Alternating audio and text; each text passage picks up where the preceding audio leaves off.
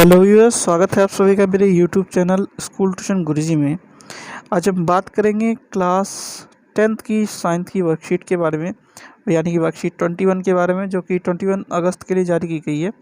यहाँ बच्चे अपना नाम लिखेंगे और यहाँ अपने क्लास टीचर का नाम देंगे। आइए ज़रा टॉपिक को देख लेते हैं। ये टॉपिक है हमारा इलेक्ट्रिसिटी, जो कि चैप्टर 12 से लिया गया है, यानी कि NCERT की चैप्टर 12 इलेक्ट्रिसिटी से लिया गया है। इसमें बात कर रहे हैं हम किस चीज़ की, हीटिंग इफेक्ट ऑफ करंट की, यानी कि करंट के तापीय प्रभाव के बारे में हम पढ़ेंगे। आइए ज़रा जान लेते हैं कि ये क्या कहता है या क्या कहना चाहता है। तो जब हम heating effect of electric current के बारे में पढ़ेंगे, ये है आपका NCERT का 12.7 सेक्शन चैप्टर 12 का। तो हम क्या समझेंगे कि हमें जो एनर्जी मिलती है इलेक्ट्रिकल एनर्जी के तौर पे, वो किसी सोर्स से मिलती है, बैटरी या सेल के। तो जो बैटरी या सेल के सोर्स से हमें एनर्जी मिलती है, वो क्या करती है, कुछ जब तार से पास होती है तो पोटेंशियल डिफरेंस को जनरेट करती है। पोटेंशियल डिफरेंस को जनरेट करने के कारण उसमें इलेक्ट्रॉन्स का फ्लो होता है, मोशन ऑफ फ्लो होता है, तो कि करंट फ्लो करता है। और उसके साथ जब कोई रेसिस्टर कनेक्ट होता है तो क्या होता है, वो कुछ लॉस करता है एनर्जी का। तो जब वो लॉस करता है एनर्जी का, तो हमें क्या देखने को मिलता है, हमें देखने को मिलता है कि उस सोर्स ऑफ एनर्जी से हीट रेज होती है, जो कि कुछ टेम्परेचर को बढ़ाती है। तो ये तो ही NCERT के इस शुरुआत के पैरा की बात आप लोगों की। आइए देखते हैं वर्कशीट में आपकी क्या लिखा हुआ है। आपकी वर्कशीट में देखिए क्या लिखा हुआ है। आपकी वर्कशीट में लिखा है, if an electric circuit is purely resistive, the source of energy continuously get dissipated entirely in the form of heat, this is known as heating effect of current. यानी कि जब एक छोर से दूसरे छोर पर, यानी A सोर्स से B सोर्स पर करंट फ्लो करेगा कुछ पोटेंशियल डिफरेंस के साथ, तो उसके साथ कुछ चार्ज फ्लो होगा। वो जब चार्ज फ्लो होगा तो क्या होगा, उसमें कुछ मात्रा में, थोड़ी मात्रा में, थोड़े स्मॉल क्वांटिटी में हीट प्रोड्यूस होगी। तो ये क्या कहलाएगी, हीटिंग इफेक्ट ऑफ करंट कहलाएगी। लेकिन अगर हम इसी सोर्स को कुछ इस तरीके का कर दें कि इसमें सिर्फ और सिर्फ हीट प्रोड्यूस हो, खाली रेसिस्टेंस लगा के या कुछ स्पेशल डिवाइस लगा के, तो ये क्या कहलाएगी, ये कहलाएगी हीटिंग इफेक्ट ऑफ करंट। जैसा कि ये कहा भी हुआ है, वापस से देख लीजिए।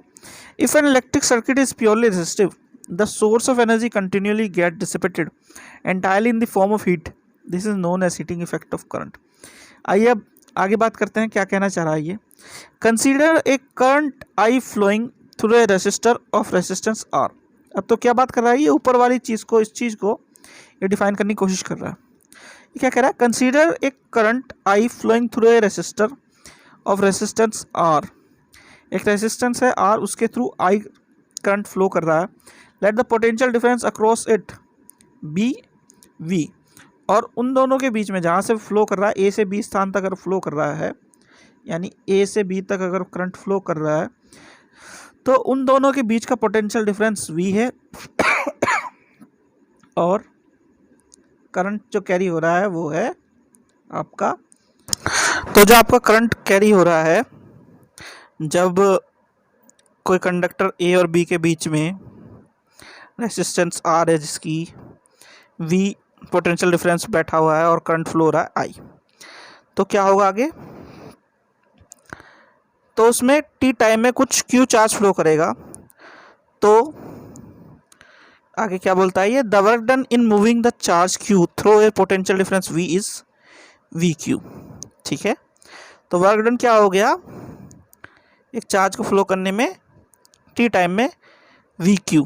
Hence the power input to the circuit by the source is this, P is equal to V into Q upon T। अब Q अपॉन T को कैसे बताया इसने, आई के थ्रू। ये ठीक है बच्चों, ये कैसे दिखाया इसने, इसके थ्रू। अब आगे क्या कह रहा है, आगे देखते हैं आगे क्या कह रहा है ये। The energy supply to the circuit by the source in the time T.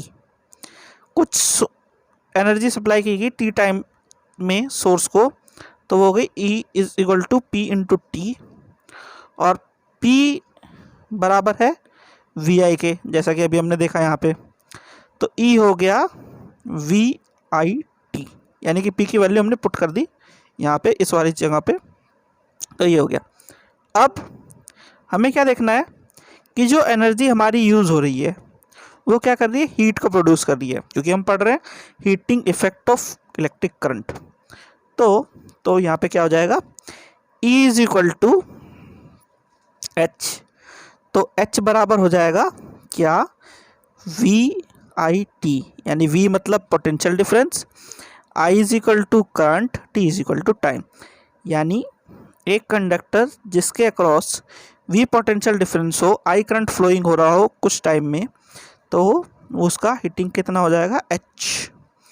और आगे क्या कह रहा है ये, आगे देख लेते हैं बच्चों। आगे कह रहा है H is equal to I square R T. I square R T कैसे लिखा गया, आप इसे समझ लीजिएगा ज़रा। V is equal to I R, ठीक है। तो हम लोगों के पास है H is equal to VIT, और जब V की वैल्यू पुटअप करेंगे, यानी ओम्स लॉ के अनुसार V की वैल्यू हम पुटअप करेंगे, तो ये हो गया IRIT तो is equal to I square और आर टी। ये हो गया आपका, क्या हो गया ये, एज पर ओम्स लॉ क्या ये कहलाएगा, this is called joules law of heating. तो जूल्स लॉ ऑफ हीटिंग क्या कहता है, ये इक्वेशन से दर्शाया जाता है। चलो तो आगे देखते हैं जूल्स लॉ ऑफ हीटिंग वैसे ओरिजिनली कहता क्या क्या है, कंडीशन क्या क्या देता है। जूल्स लॉ ऑफ हीटिंग कुछ कंडीशन देता है, उसे देख लीजिए।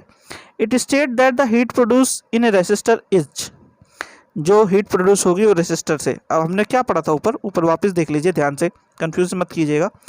If an electric current is purely resistive, electric circuit is purely resistive, यानी एक इलेक्ट्रिक सर्किट है जो कि प्योरली रेसिस्टिव है, यानी कि जो है उसमें रेसिस्टेंस इतना है कि करंट को फ्लो नहीं होने दे रहा किसी तरीके से, और फ्लो हो रहा है तो इस तरह हो रहा है कि वो हीट इफेक्ट कोज कर रहा है। तो the source of energy gets continuously dissipated entirely in the form of heat. अब ऐसे केस में क्या होगा, ऐसे केस में इलेक्ट्रिक इफेक्ट ऑफ करंट होगा। अच्छा, एक चीज़ जो समझने वाली है वो चीज़ ये है कि हम कंटिन्यूअसली जब किसी चीज़ को चलाते हैं तो क्या होता है, उसमें कुछ हीटिंग इफेक्ट होता है। जैसे कि अगर हम पंखे को लगातार चलाएं तो कुछ देर बाद वो गर्म हो जाएगा, लेकिन अगर हम प्रेस को या आयरन को, जिससे हम कपड़े प्रेस करते हैं आयरन करते हैं, उसे थोड़ी देर के लिए चला देते तो क्या होगा, उसे वो करंट हमारा जो इलेक्ट्रिसिटी फ्लो कर रही है उसे तुरंत गर्म कर देगी। यहाँ पे हम क्या यूज़ कर रहे हैं, heating effect of current use कर रहे हैं, ठीक है बच्चों। और सेम केस होगा कहाँ पे, हमारे जो आजकल इंडक्शन चूल्हे आ रहे हैं, ठीक है, या पुराने हमारे क्या है हीटर्स हैं, ठीक है, ये कहलाते हैं किस चीज़ को, हीटिंग इफेक्ट ऑफ करंट को। तो अब आगे देख लेते हैं जूल्स लॉ ऑफ हीटिंग क्या कहता है वापस से। It is said that the heat produce in a resistor is directly proportional to the square of current. Heat जो प्रोड्यूस होगी वो डायरेक्टली प्रोपोर्शनल होगी आई स्क्वायर के। अच्छा, एक चीज़ देख लीजिए, अब ज़रा ध्यान से समझ लीजिएगा। H is equal to I square R T, तो बाकी की कंडीशन इसी पे डिपेंड करेंगी। तो पहली कंडीशन क्या होगी कि ये जो लिखी हुई है कि heat produce in a resistor is directly proportional to, heat produce in a resistor is directly proportional to the I square. आगे है directly proportional to the resistance for a given current. अब एक गिवन करंट के लिए directly proportional होगी resistance के। और third है directly proportional to the time for which the current is flowing through the conductor. ठीक है, यानी टी के भी होगी। तो फॉर्मूला क्या हो गया, ये वाला, H is equal to I square R T. ठीक है, आगे बढ़ते हैं। हेलो, तो अब ये जो दूसरी चीज़ हम लोगों को देखनी है वो है इलेक्ट्रिक पावर। ठीक है बच्चों, ये है इलेक्ट्रिक पावर। इससे पहले ज़रा हीटिंग इफेक्ट ऑफ करंट के कुछ एप्लीकेशन देख लेते हैं। आइए पहले इसे देख लेते हैं, इस पोर्शन को। अब एप्लीकेशन ऑफ हीटिंग इफेक्ट के क्या क्या हो सकते हैं। नंबर 1 है heating effect is desirable in devices like electric heater, electric iron, electric bulb, electric fuse etcetera. तो जब हम नॉर्मली ध्यान देते हैं तो क्या देखते हैं कि अगर मान लीजिए हम कुछ टाइम किसी अप्लायंस को चलाते हैं तो कुछ टाइम के लिए गर्म हो जाता है, कुछ टाइम बाद गर्म हो जाता है। तो ऐसे केस में क्या कहलाएगा, ये एक नॉर्मल चीज़ हो गई क्योंकि उसमें से कुछ लॉस ऑफ हीट हो रहा है। लेकिन अगर हम हीटिंग इफेक्ट की बात करें तो क्या बात करेंगे हम बात करेंगे फर्स्ट वाले की, कि हीटर, इलेक्ट्रिक आयरन, ऐसे में डिवाइस में हम क्या यूज़ कर रहे हैं, heating effect of electric current को यूज़ कर रहे हैं, एप्लीकेशन को यूज़ कर रहे हैं। अगला क्वेश्चन देखते हैं। इन electric bulb most of the power consumed by the filament appears as heat and a small part of it is radiated in the form of light। अगर आपने ध्यान दिया हो, बल्ब के अंदर इस तरह का कुछ पार्ट रहता है और उसके अंदर छोटा सा एक इस तरह का तार रहता है, टंगस्टन का, फिलामेंट जिसे बोलते हैं, इसे फिलामेंट बोलते हैं बच्चों। तो जब ये इसके अंदर रहता है तो क्या होता है, ये जलता है। यानी ये जो वायर है, जो वायर दिखाया गया है अभी, ये वाला वायर, ये क्या होता है, जब इसके थ्रू इलेक्ट्रिसिटी पास होती है तो हीटिंग इफेक्ट कॉज करता है। अब एक चीज़ समझ लीजिए, जब हम किसी चीज़ को हीट करते हैं तो मेल्ट होती है वो, एक टेम्परेचर, सर्टेन टेम्परेचर वो मेल्ट होती है। लेकिन ये जो वायर है ये काफ़ी हाई मेल्टिंग पॉइंट का रहता है। ठीक है, तो हाई मेल्टिंग पॉइंट का होने की वजह से इसमें क्या होता है, इसमें हीटिंग इफेक्ट तो होता है, रेडिएशन भी होता है, यानी कुछ गर्मी भी हमें लगती है। रेडिएशन क्या होता है, दूर से जब हम किसी चीज़, गर्म चीज़ को हाथ लगाने की कोशिश करेंगे तो उससे पहले हमें रेडिएटिव हीट नज़र आएगी, चाहे हमें देखने को मिलेगी या ऑब्जर्व करने को मिलेगी हमारे सेंसेस के द्वारा। तो हमें रेडिएशन के फॉर्म में लाइट मिलेगी और देखने को मिलेगी वैसे भी लाइट, लेकिन ये मेल्ट नहीं होगा क्योंकि इसका हाई मेल्टिंग पॉइंट रहेगा। और दूसरी चीज़ क्या हो सकती है, इसका तो अंदर का एनवायरनमेंट है वो इसे जलने नहीं देगा। क्यों नहीं जलने देगा, क्योंकि हाई टेम्परेचर है और केमिकली इनएक्टिव गैसेस इस चैम्बर के अंदर डाली जाती है। जो चैम्बर बन जाता है एक तरह से ग्लास का, उसके अंदर, चैम्बर के अंदर कुछ ऐसी गैसेस डाली जाती हैं जो कि रिएक्ट ना कर सकें ऑक्सीजन के साथ, जैसे कि आर्गन हो गया, नाइट्रोजन हो गया। ठीक है, तो यही बात इसमें भी कही गई है। आज देख लेते हैं जैसे filament of an electric bulb is made up of tungsten as it does not oxidise readily at high temperature, it has high melting point and the bulbs are filled with chemically inactive gases like nitrogen and argon to prolong the life of filament. ठीक है बच्चों, तो ये कुछ effect हो गए, ये applications हो गई इलेक्ट्रिक करंट के, हीटिंग के। अब बात करते हैं किसकी, इलेक्ट्रिक फ्यूज़ की। अब देख लीजिए ऊपर क्या पढ़ा हमने, ऊपर पढ़ा हमने फिलामेंट, यानी कि एक ऐसा वायर, इस तरह का एक वायर जिसका काफ़ी हाई मेल्टिंग पॉइंट है। ठीक है, अब हमें एक ऐसी चीज़ चाहिए, क्या है, जो कि फ्यूज़ है। तो उसमें क्या होगा, उसमें हम लोगों को एक ऐसा एप्रोप्रिएट मेल्टिंग पॉइंट या लो मेल्टिंग पॉइंट का तार चाहिए जो हमारे अप्लायंसेस को बचा सके। क्या कर सके, हमारे अप्लायंसेस को बचा सके। तो क्या होगा, अब बात करते हैं फ्यूज़ के बारे में, जो लिखा पढ़ते हैं। It is a safety device that protects our electrical appliances in case of short circuit और ओवरलोडिंग। शॉर्ट सर्किट यानी एक साथ लाइट कम ज़्यादा हो रही है या एकदम तेज़ लाइट आ रही है तो ओवरलोड हो रहा है। ऐसे केस में क्या करता है इलेक्ट्रिक फ्यूज़, सेफ्टी डिवाइस के तौर पे काम करता है। Fuse wire is made up of a metal और an alloy of appropriate melting point या low melting point, for example aluminium, copper, iron, lead etcetera. Fuse is always connected with live wires. और अगला है current capacity of fuse is slightly higher than that of the appliance. ठीक है, थोड़ी सी higher होगी appliance के current carrying capacity से। अब आपको नॉर्मली जो हमारे बोर्ड्स होते हैं, इलेक्ट्रिकल बोर्ड्स होते हैं जहाँ पे हमारे इलेक्ट्रिकल मीटर्स लगे होते हैं, उसके पास आपको एमसीबी मिलेगी और बहुत से घरों में आज भी फ्यूज़ लगे मिलेंगे। और इलेक्ट्रिकल अप्लायंसेस में एक छोटा सा ऐसे बल्ब जैसा होता है, एक ट्यूब जैसा होता है, छोटी सी ट्यूब, दोनों तरफ मेटेलिक ढक्कन से लगे होते हैं, उसके अंदर एक तार रहता है, वो अप्लायंसेस में यूज़ होता है। इस पर लिखा रहता है ये 1 एम्पियर का या 2 एम्पियर करंट का, इस तरह का कुछ होता है। अगर आप देख सके तो मैं कोशिश बोलूँगा आपको कि आप इस फ्यूज़ के बारे में थोड़ा सा देखें कि ये कैसे होता है और कैसे यूज़ होता है, क्योंकि आज भी बहुत से घरों में और अप्लायंसेस में फ्यूज़ यूज़ होता है। तो इसके बारे में आप फर्दर देखिएगा और पढ़िएगा, और हो सके तो कमेंट सेक्शन में बताने की भी कोशिश कीजिएगा। ठीक है बच्चों, तो आगे बढ़ते हैं। अब बात करते हैं इलेक्ट्रिक पावर की। तो जो हमारे घरों में इलेक्ट्रिसिटी आती है या पावर जिसे बोलते हैं हम, आती है, बिजली आती है, उसको कुछ सिंप्लीफाइड वे में समझने के लिए हम इलेक्ट्रिक पावर को कहते हैं। अब क्या होता है, the rate at which electricity या इलेक्ट्रिक एनर्जी इज कंज्यूम्ड और dissipated in an electric circuit. तो यहाँ पे क्या दिखाया गया, P is equal to V I और P is equal to I square R. ठीक है, V और is equal to V square are.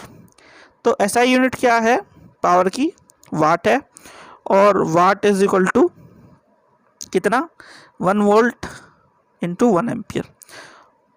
अब जब हम बात करते हैं commercial unit of electric energy, तो हम बात करते हैं 1 यूनिट की, यानी कि हमारे घरों में जब 1 यूनिट कंज्यूम होती है तो हम उसे कहते हैं साइंटिफिकली 1 किलोवाट आवर। ठीक है बच्चों, उसे कहते हैं हम 1 किलोवाट आवर, और 1 किलोवाट आवर बराबर होती है 3.6 into 10 to the power 6 joules के। अब कैसे होती है ये, इसे देख लेते हैं ज़रा। इसे निकालने का सबसे आसान तरीका है कि हम 1 किलो वाट और आवर तीनों चीज़ों को तोड़ दें। 1 किलोवाट का मतलब 1000 वाट, इंटू आवर का मतलब 60 मिनट इंटू 60 सेकेंड, और जब ये से हम निकालेंगे तो बात आ जाएगी 3.6 into 10 to the power 6 joules या वाट सेकेंड। ठीक है, तो ये होगी commercial unit and SI unit of किस चीज़ की, आपकी पावर की। ठीक है, अब एक एग्जांपल दिया है उसे देख लेते हैं। एग्जांपल क्या है, an electric bulb is connected to a 220 watt generator, the current is 0.50 ampere, what is the power of bulb. P is equal to V I, formula लगा है इसमें, देख लीजिए, 220 watt into 0.50 ampere is equal to 110 joule per second is equal to 110 watt. अच्छा, अब आगे कुछ question दिए हुए हैं, उन्हें देख लेते हैं। पहला क्वेश्चन है, explain the Joule's law of heating. Joule's law of heating, Joule's law of heating क्या है यहाँ पे, इसमें बता दीजिए। H is equal to I square R T, ये 3 कंडीशन बता दीजिए, ये आपका आंसर हो जाएगा। चलिए तो आगे बढ़ते हैं। अगला क्वेश्चन है question number 2, how does fuse wire protect electrical appliances. तो इसके लिए यहाँ आ जाइए, इलेक्ट्रिक फ्यूज़ है, इलेक्ट्रिकल फ्यूज़ है, कैसे प्रोटेक्ट करता है हमारे अप्लायंसेस को। इलेक्ट्रिकल फ्यूज़ में क्या होता है, लो मेल्टिंग पॉइंट होता है, जो कि स्लाइटली हायर होता है कैपेसिटी के, किसके, अप्लायंस के। तो अगर किसी केस में शॉर्ट सर्किट या ओवरलोडिंग होती है तो फ्यूज़ ब्रेक हो जाता है या टूट जाता है या जल जाता है कह सकते हैं, तो करंट का इलेक्ट्रिक फ्लो रुक जाता है, स्टॉप हो जाता है। तो ये काम क्या करता है? ये काम करता है फ्यूज़ हमारा। ठीक है बच्चों। अब है अगला third, why is tungsten used almost exclusively for filament of electric lamps. हम लोगों ने पढ़ा था कि जब हम बात करेंगे बल्ब के फिलामेंट की तो हमें चाहिए हाई मेल्टिंग पॉइंट और not oxidise readily at high temperature. जब ये दो कंडीशन होगी तो हमें फिलामेंट अच्छा क्वालिटी का मिलेगा इलेक्ट्रिक बल्ब के लिए। किसके लिए? इलेक्ट्रिक बल्ब के लिए। तो टंगस्टन में क्वालिटी है तो इसलिए टंगस्टन को हम यूज़ करते हैं as a filament in electric bulb. आइए तो अगला क्वेश्चन देखते हैं। अगला क्वेश्चन है आप लोगों का, a fuse wire is connected to a live wire, true और false. Yes, he was connected to a true live wire. और कैसे कनेक्ट होता है? It was connected in series because as we said the fuse wire is always connected in series so that it can easily break up when there is need। ठीक है बच्चों, अगला देखते हैं। अगला है आपका question number 5, which uses more energy, a 20 watt TV set in 1 hour और a 1200 watt toaster in 10 minute. ठीक है बच्चों, अब क्या हुआ? अब दो सोर्स है हमारे पास। कौन कौन से? एक है 250 वाट का टीवी 1 आवर के लिए यूज़ कर रहा है, और एक है क्या? एक है टोस्टर। तो दोनों कितने टाइम के लिए सोर्स को या वो एनर्जी को यूज़ करेंगे ये बताना है। अब तो हमारा क्वेश्चन क्या कह रहा है कि एक टीवी सेट है जो कि 250 वाट कंज्यूम करता है 1 आवर में, और एक टोस्टर है जो कि 10 मिनट में कितना कंज्यूम करता है? 1200 वाट। तो अब क्या करेंगे? इन दोनों की मल्टीप्लाई करेंगे, यानी कि 250 into 1 is equal to 250 watt hour. ठीक है, एक तो ये होगी कंडीशन। अब दूसरी क्या हो गई? दूसरी 1200 10/60।